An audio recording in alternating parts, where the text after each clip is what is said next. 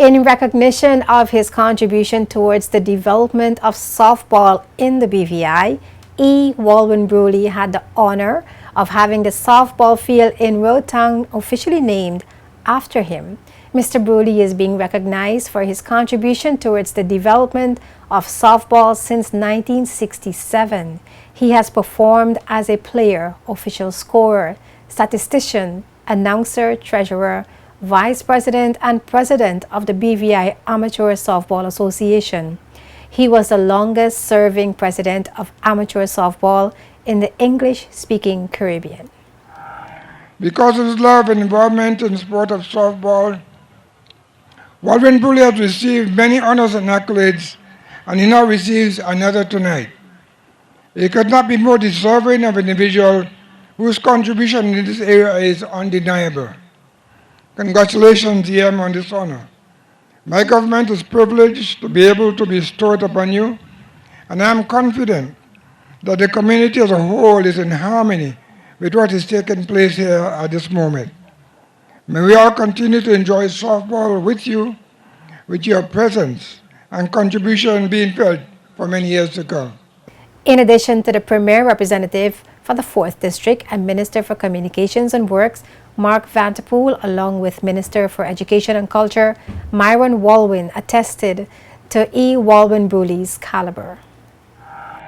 Walwyn Brewley, known to generations of Virgin Islanders simply as GM, has been a patriot of these great Virgin Islands and has served this country well in many capacities, with the highlight of his service being that of a legislator for many years.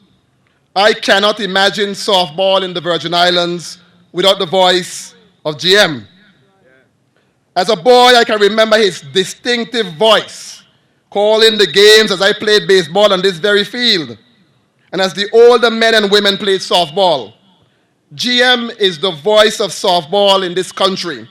Without a doubt, this is a gentleman, not just whose name, not just whose pen on the scorecards as he would be speaking, but especially a gentleman whose voice rang out throughout this district on many occasions, morning, noon, and night, as he dedicated a lot of his life, I'm not exaggerating, a lot of his life, in thick and in thin, when no one was here and when many were here. Walwyn Brewley stood in that booth and many other booths to be here to support, score, announce for softball. And Walwyn Brewley himself was present and began his remarks by humbly giving thanks.